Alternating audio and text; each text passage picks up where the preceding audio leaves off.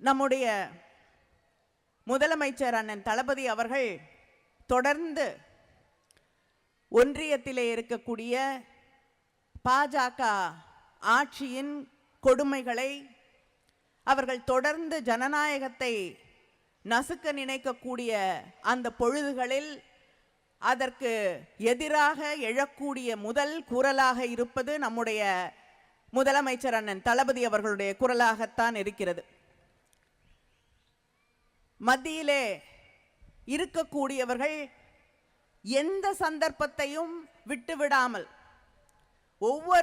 அது ஒரு மசோதாவை கொண்டு வருவதாக இருக்கட்டும், அல்லது ஒரு திட்டத்தை கொண்டு வருவதாக இருக்கட்டும், அதில் அத்தனையும் மாநில உரிமைகளை, மாநில அடையாளங்களை அழிக்கக்கூடிய ஒவ்வொரு செயலையும் அதன் பின்னணியில் வைத்துச்சான் செய்கிறார்கள். ஒரு மசோதாவை நாடாளுமன்றத்தில் கொண்டு வராங்கன்னா அந்த மசோதால ஏதாவது முழுமையாக படித்து பார்த்தீங்கன்னா மாநில உரிமைகள் பறிக்கப்பட்டிருக்கும். இத்தனை நாள் மாநிலங்கள் கையிலே இருந்த உரிமையை அவர்கள் அந்த புது மசோதாவில் தட்டி பறித்திருப்பார்கள். இல்லையா, ஒரு புது திட்டத்தை கொண்டு வராங்களா, அதுக்கு நமக்கு விளங்காத ஒரு பெயர் வைப்பாங்க. அந்த பெயர் என்னன்னே நமக்கு புரியாது, அது சொல்றதுக்கும் நமக்கு தெரியாது. பேர் தெரியாத ஒரு திட்டத்தை என்ன என்று புரிந்து கொண்டு நம்ம அதை எப்படி பயன்படுத்த முடியாது. எவ்வளவோ முறை சொல்லியாகிவிட்டது, எங்களுக்கும் புரியக்கூடிய ஒரு மொழியிலே அந்த திட்டங்களுக்கு பேர் வையுங்கள் என்று. ஆனால் அதை பற்றி அவர்களுக்கு அக்கறை இல்லை. ஏன்னா நம்மளை பற்றி அவங்களுக்கு என்றைக்குமே ஓட்டு போட மாட்டோம், அதனால் நீங்கள் என்ன பண்ணாலும் எங்களுக்கு கவலை இல்லை, எப்படி போனாலும் எங்களுக்கு கவலை இல்லை என்ற அந்த எண்ணத்தோடு அமர்ந்திருக்கக்கூடியவர்கள் அவர்கள் சட்டம் கொண்டு வராங்க. சென்ற கூட்டத்தொடரிலே 3 சட்டங்கள் இன்னைக்கு வரைக்கும் இங்கே இருக்கக்கூடிய அண்ணன் ஆவுடையப்பன் அவர்களுக்கு தெரியுமா, அந்த சட்டத்தோட பேர் தெரியுமான்னு எனக்கு தெரியல. 3 புது சட்டங்கள் கொண்டு வந்தார்கள், மிக முக்கியமான சட்டங்கள். ஆனால் தமிழ்நாட்டில் இருக்கக்கூடிய தென்னாட்டில் இருக்கக்கூடிய பெரும்பாலான வழக்கறிஞர்களுக்கு அந்த பேரெல்லாம் வாயிலேயே நுழையாது. அது என்ன சட்டம்னு சொன்னால் சாதாரணமானவர்கள், ஏன்னா ஹிந்தியில் பேர் வைக்கிறாங்க, சமஸ்கிருதத்தில் பேர் வைக்கிறாங்க.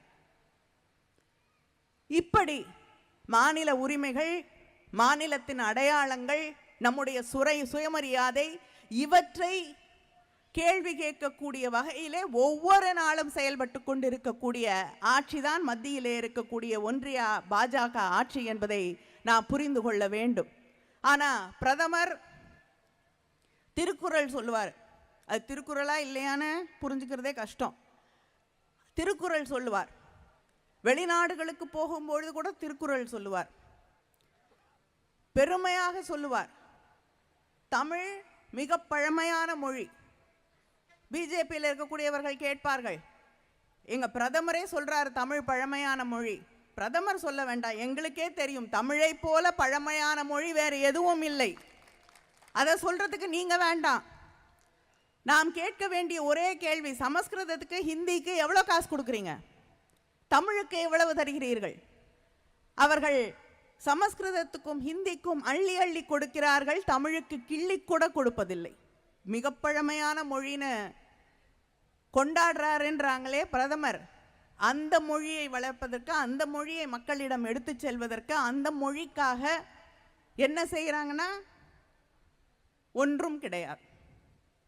இப்படித்தான் ஒவ்வொரு விஷயத்திலையும் தமிழ்நாட்டு மக்களுக்கு எதிராக தொடர்ந்து செயல்பட்டு கொண்டு, தென்னாட்டு மக்களுக்கு தொடர்ந்து எதிராக செயல்பட்டு கொண்டிருக்கக்கூடியவர்களாக அவர்கள் தொடர்ந்து ஒரு திட்டத்தோடு